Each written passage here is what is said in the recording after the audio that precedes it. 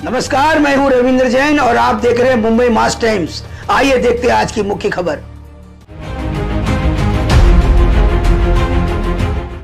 मला हा विषय बोलायचाच होता। मला समजलं नाही आता ती बदलापूरची जी घटना आहे, आमच्या पक्षातल्या महिला सेनेने ती घटना बाहेर उघड केली आणि बाहेर आली।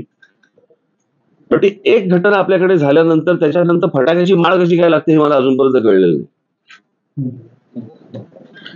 आणि खरं बघायला गेलं तर तुमच्यासाठीची ही रोजची बातमी असायला पाहिजे। म्हणून मी आता एक काही आकडेवारी आणली, वाचून दाखवू?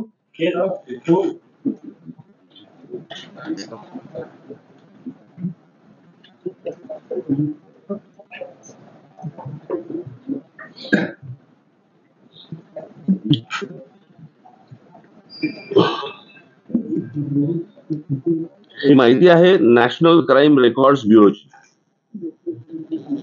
ओके, आज हा महाराष्ट्र बंद होता, ज्यांनी हाक दिली ना त्यांच्यासाठी पण आहे आणि अत्याचारांसाठी पण आहे। महिलांवरती अत्याचारामध्ये सातत्याने वाढ होते आहे। देशातल्या सर्वात प्रगत राज्याची राजधानी मुंबईमध्ये आज महिला आणि मुलींना सुरक्षित वाटत नाही। आकडेवारी इतकी वाढते आहे की आपल्या राज्याची तुलना ही सतत उत्तर प्रदेश आणि बिहारशी केली जात आहे। 2023-24च्या आकडेवारीनुसार राज्यात महिला तरुणींचा विनयभंग आणि छेडछाडीचे सर्वाधिक गुन्हे मुंबईत नोंदवले गेले आहेत। त्यापाठोपाठ पुणे आणि नागपूर शहराचा क्रमांक आहे। यामध्ये समाज माध्यमांवरून होणाऱ्या प्रकरणांचाही समावेश आहे। आता इथे खाली त्यांनी डेटा दिलेला आहे। महाराष्ट्रात महिलांवर होणाऱ्या अत्याचाराचा वाढता आलेख। अत्याचार कोणकोणते? तर बलात्कार, अपहरण, हुंडाबळी, नातलगांकडून होणारे अत्याचार, विनयभंग, लैंगिक अत्याचार, ट्रॅफिकिंग म्हणजे अनैतिक व्यापार आणि इतर। याच्यामध्ये 2017 या वर्षात महाराष्ट्रामध्ये 4320 बलात्कार झाले।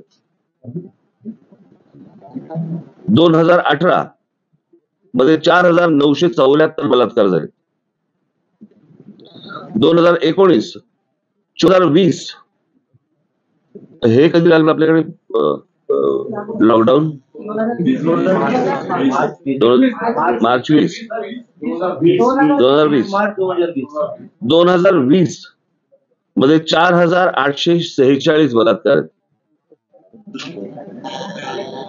2021 5954, 2022 7084 आणि 2023 7521 एवढी बलात्काराची प्रकरणांची नोंद पोलीस स्टेशनला आहे।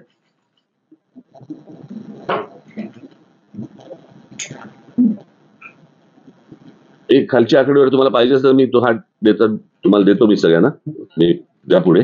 महाराष्ट्रातल्या या आकडेवारीनुसार इथे दर तासाला एक गंभीर गुन्हा नोंदवला जातो। अर्थात हे झाले केवळ नोंद झालेले गुन्हे, नोंद न करता आलेले गुन्हे यापेक्षा खूप जास्त असतील।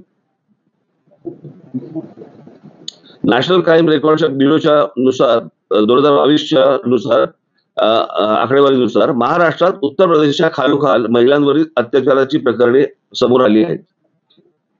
महाराष्ट्रात 2019 ते 2021 या कालावधीत 18 वर्षे आणि त्याहून अधिक वयाच्या महिला बेपत्ता झाल्याची 1,0842 प्रकरणे आहेत। शहाजी जगताप यांनी ही जनहित याचिका मुंबई हायकोर्टात दाखल केली होती। या याचिकेच्या सुनावणी दरम्यान ही आकडेवारी समोर आली।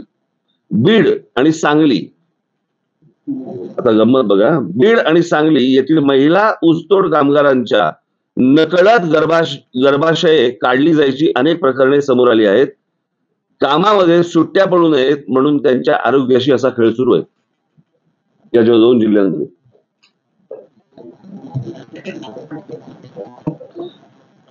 आता मला असं वाटतं की तुम्ही हे आज जे रोज एक प्रकरण येते, रोज काय तासाला यायला पाहिजे ना। म्हणजे महाराष्ट्रामध्ये प्रत्येक पोलीस स्टेशनला किती अशा प्रकारचे गुन्हे दाखल होत आहेत।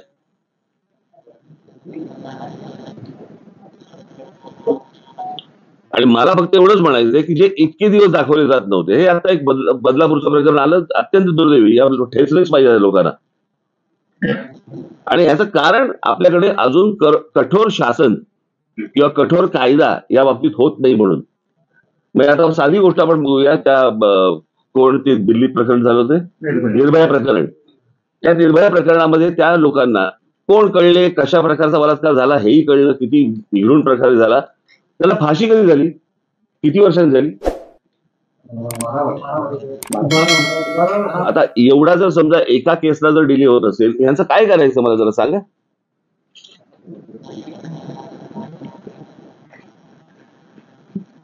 प्रश्न असा आहे ना की ह्या सगळ्या गोष्टी जे आज बंद पुकारला होता ना ज्यांनी, त्यांच्याही काळात आहेत, बरोबर की नाही, आणि आजही आहेत.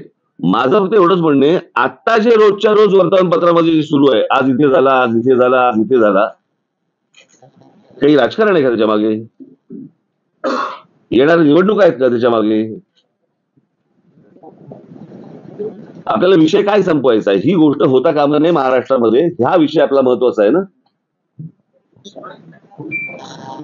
निवडणुका आल्या, आता सरकारला बदनाम करा या दृष्टिकोनात, मग ह्यांच्याही सरकारच्या काळामध्ये होतच की. लॉकडाऊनच्या काळामध्ये उद्धव ठाकरेंचं सरकार होतं, त्याही काळामधला आकडा तुम्ही तुम्हाला दिला, त्याचं काय करणार. अर्थात ते आताच बंद असल्यामुळे त्यांनी बाहेर बंद टाकला नाही.